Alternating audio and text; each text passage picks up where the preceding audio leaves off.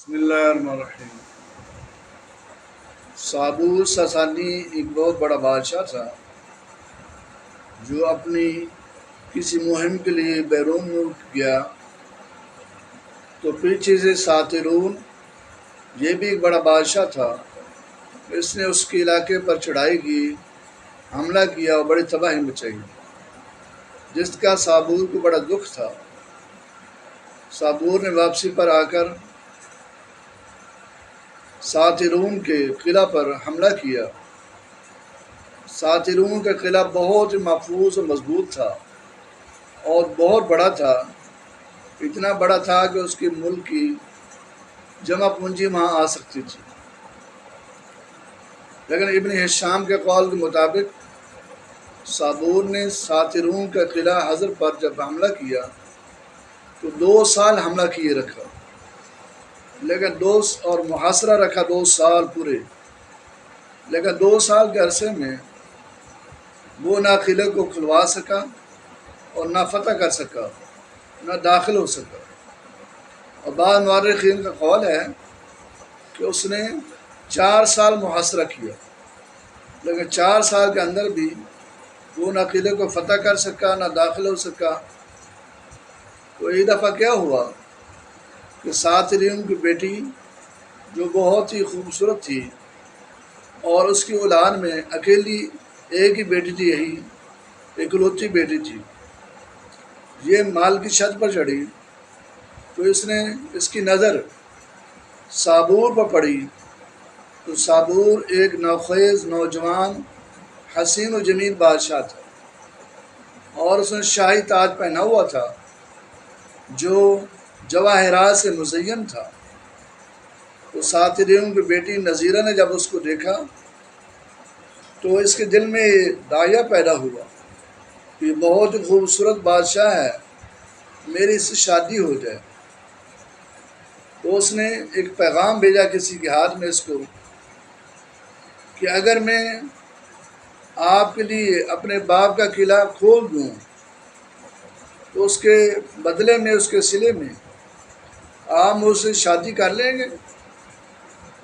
تو سابور نے جواب بھیجا کہ ہاں، اگر آپ میرے لیے قلعہ کھولتی ہیں تو میں آپ سے شادی کر لوں گا۔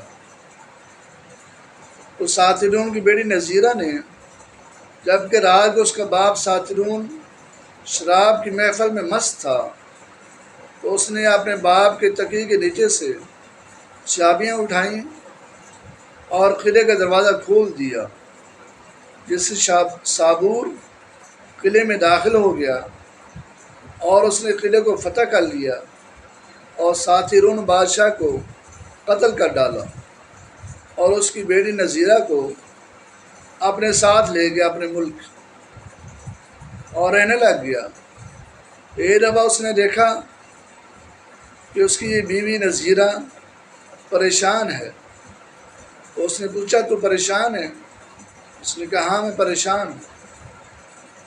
تو اس کے زبان پر ایک جملہ بے سخت آیا۔ پہلے اس نے پوچھا کہ بتا تیرے باپ نے تیری پرورش کیسے کی؟ اس نے کہا میرے باپ نے میری پرورش بہت اچھی کی اور ہر چیز کا خیال کیا۔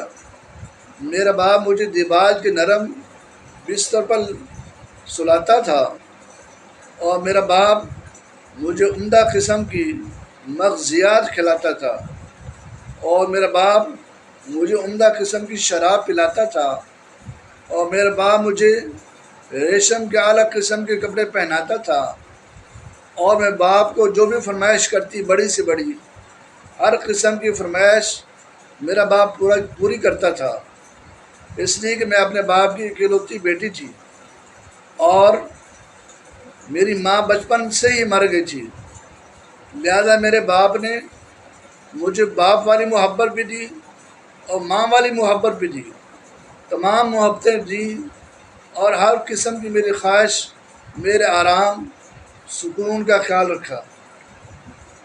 تو سابور کے زبان پر بے ساختہ یہ جملہ آیا۔ اس نے کہا تیرا باپ اتنا شفیق، اتنا مہربان تیرے اوپر، اور تو نے اپنے باپ کو یہ صلہ دیا بے وفائی کا اور دغا بازی کا۔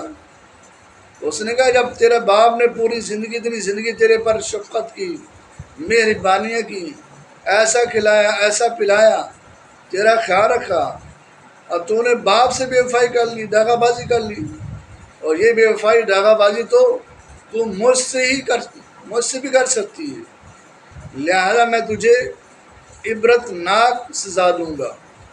تو اس نے کیا سزا دی؟